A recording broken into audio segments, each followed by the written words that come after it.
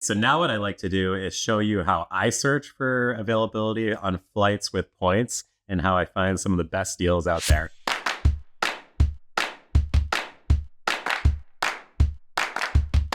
What I'm going to do is take you through some of my favorite websites, and we're just going to do a quick search for some flights and see what we can come up with. Now, the first one I'm going to show you is a site that I've been newly introduced to, and it's called Seats.Aero. And this is a subscription site. It's not at all sponsored by me.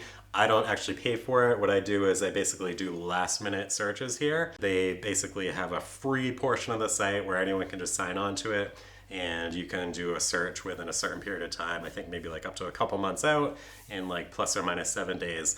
There's a few other websites like this, and I will link them below. Most of them are like 100% subscription based, and what these websites do, I think they more or less send like bots out there to search availability on all the different websites for the different points programs, and then you can search flights here. This doesn't have everything available. It's just a handful of programs, but there are actually a lot of programs that I use here, so it's a really great place to start.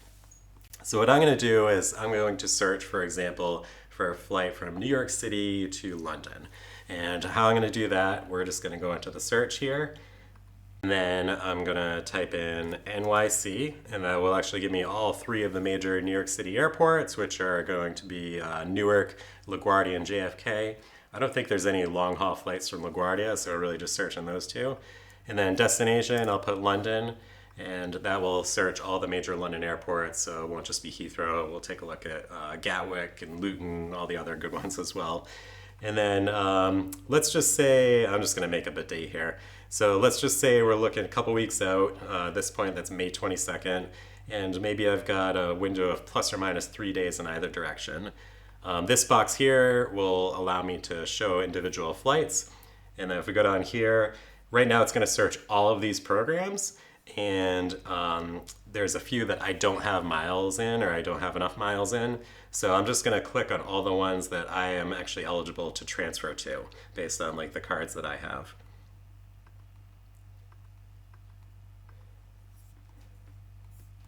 And now we're narrowing it down there. And we do the search. What we can do is we've even got availability in first class, it looks like, as well as basically business, premium, economy. So it seems that we have availability in all 3 cabins, and if you just click here, it'll give you your lowest price options on down. Now, one thing I want to say about this website is that this information is not always necessarily going to be current. So I think these things are updated like every few hours or every day or so. So don't count on this, but use this as a starting point, and then you obviously want to go on that company's website and make sure you can really find availability there. Use it as a tool.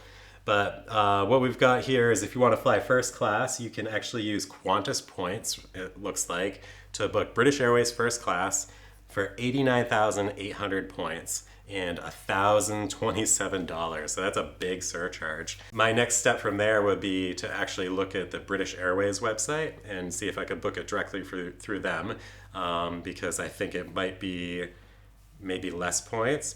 We could take a look. And also I know that I can also transfer my points from American Express to British Airways. So let's go ahead and do that. And it looks like we had options on May 25th. So what I want to do here, we got Rakuten. You can earn 1% at British Airways. Got to install Rakuten.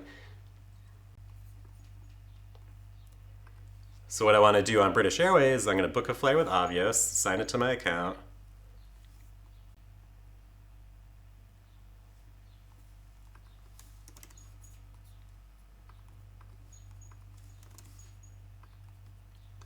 And I'm simply going to search for the flight on that date.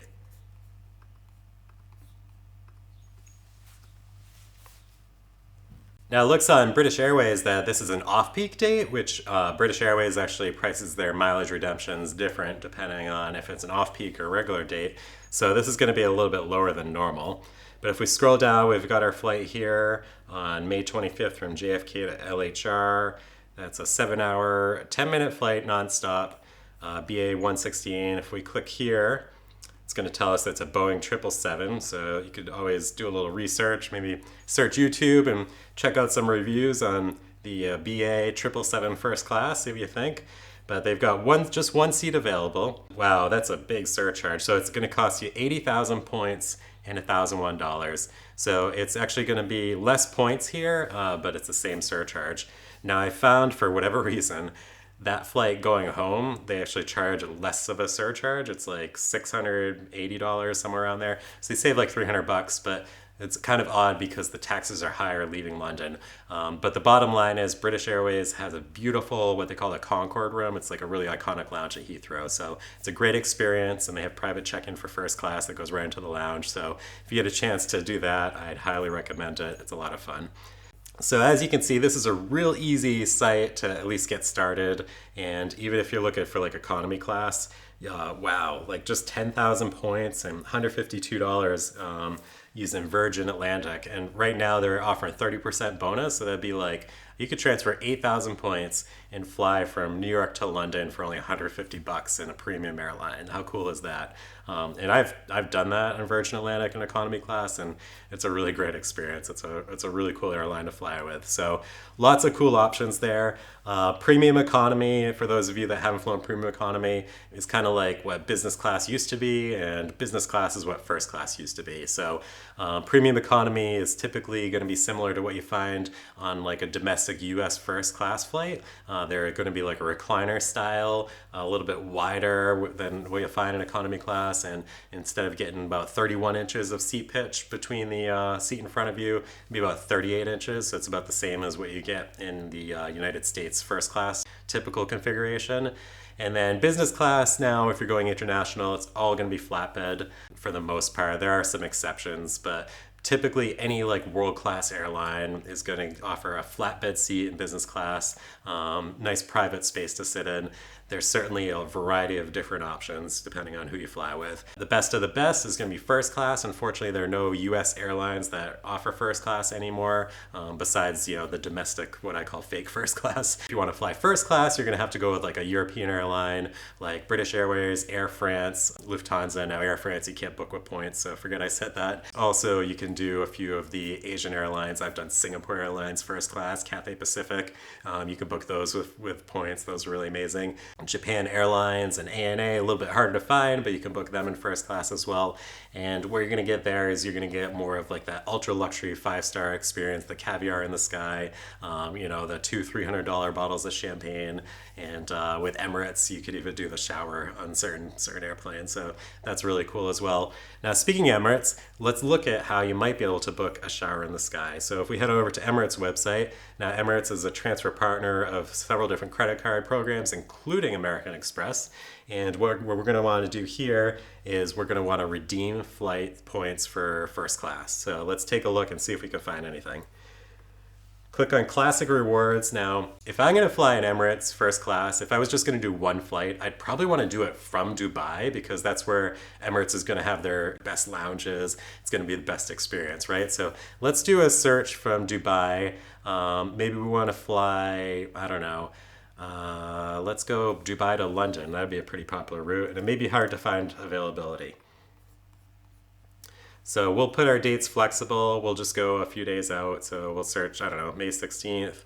We're just doing a one-way flight, first class. Let's see if we have any luck.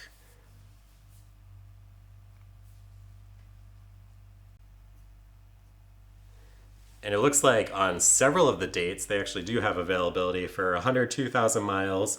I'd have to do the math. I think that currency works out to maybe about $400 or so. But let's take a look and see what options they have, because if you fly first class on Emirates with the A380, that giant double-decker plane, they do offer the shower, so that'd be really cool.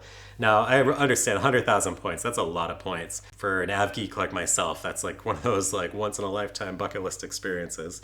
So this is just on their 777, which is their standard configuration. However, a little secret here is if you were to fly from Dubai into Brussels, the 777 that they fly on that route is what they call their game changer first class, and it's just 6 fully enclosed suites, and the 2 middle ones actually have virtual windows. So they basically have windows with a LED display, so you get the same beautiful outside view that everyone else does. But it's just, you basically have to like Google which flights are on which aircraft if you want to do something special like that.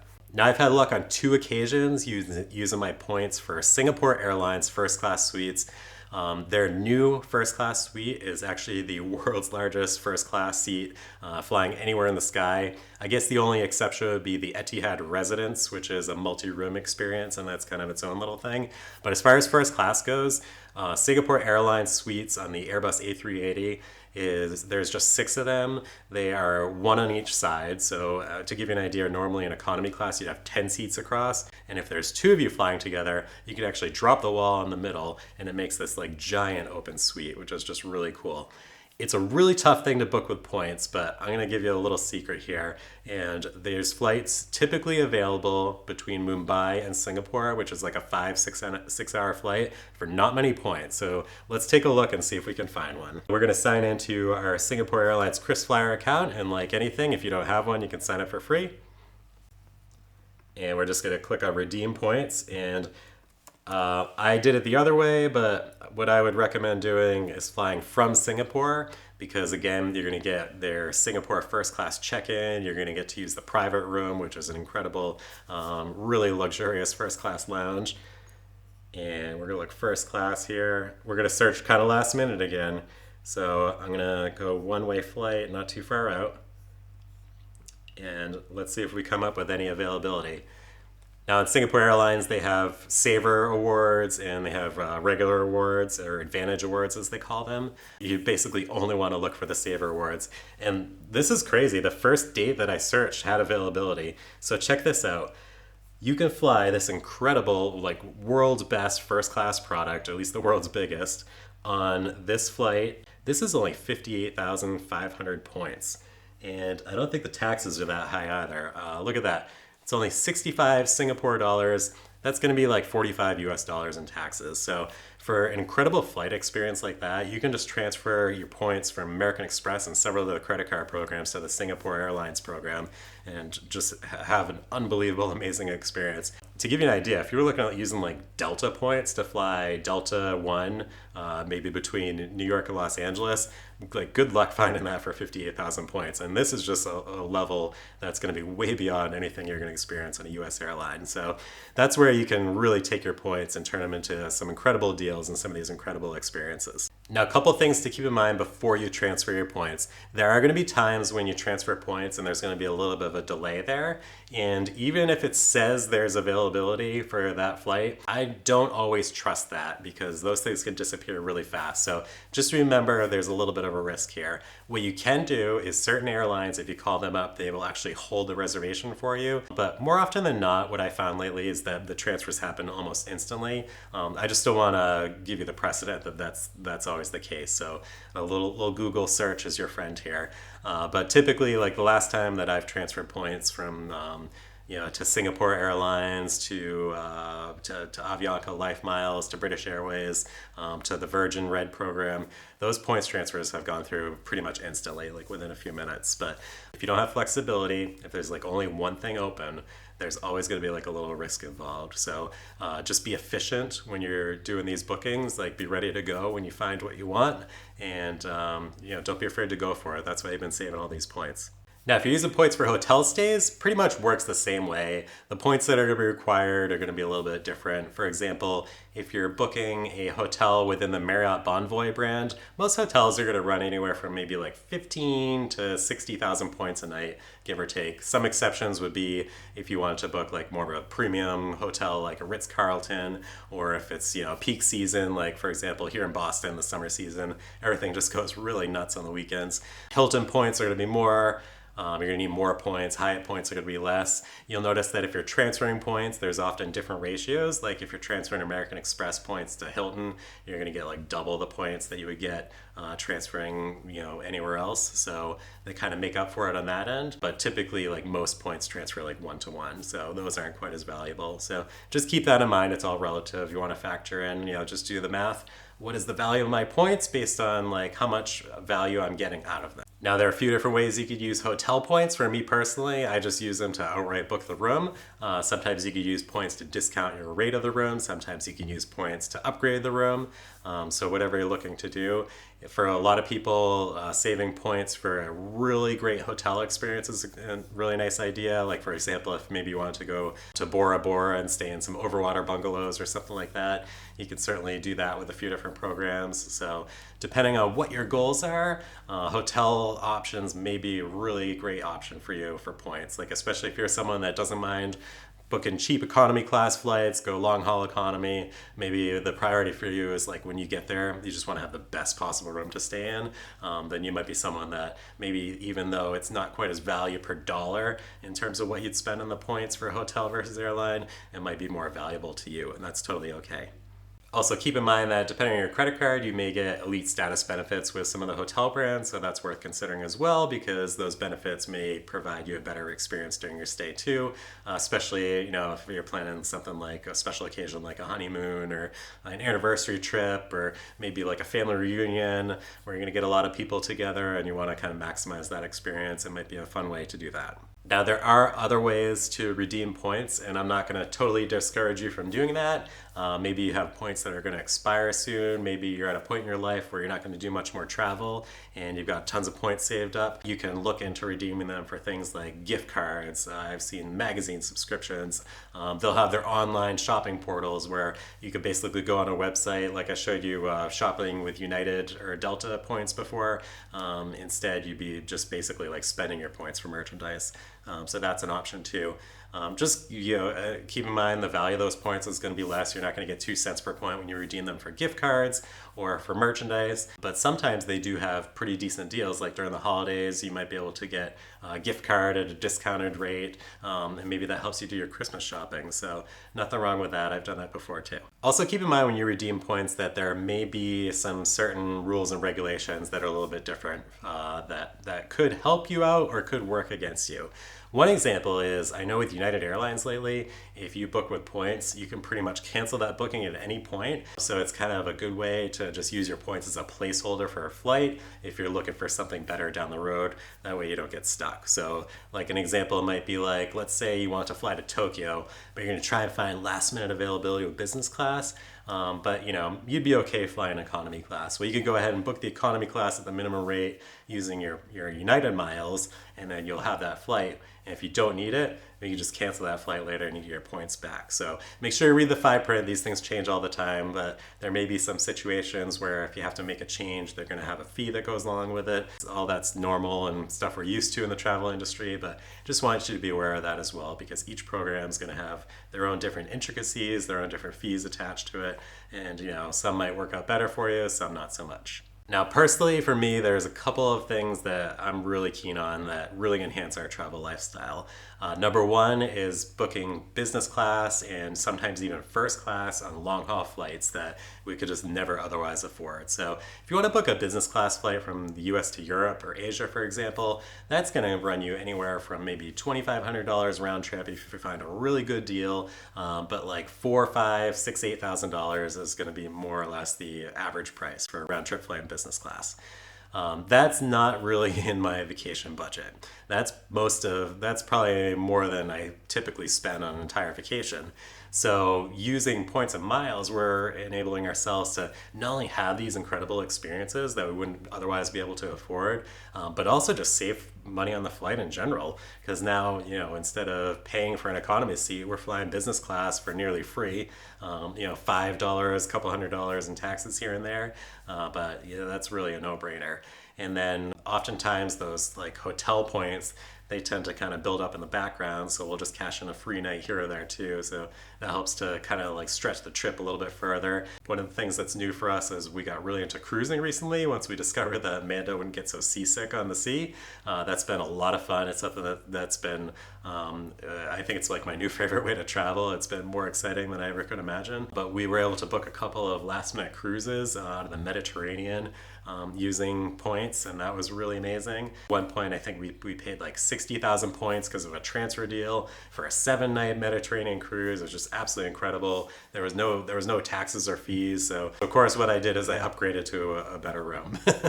But these moments that you can spend enhancing your vacation experience or just taking a trip that you never could have imagined taking in the first place, it's very rewarding, and these memories definitely stick with you. So I highly recommend doing what you can to make the most out of your points redemptions and have the ultimate experiences for you.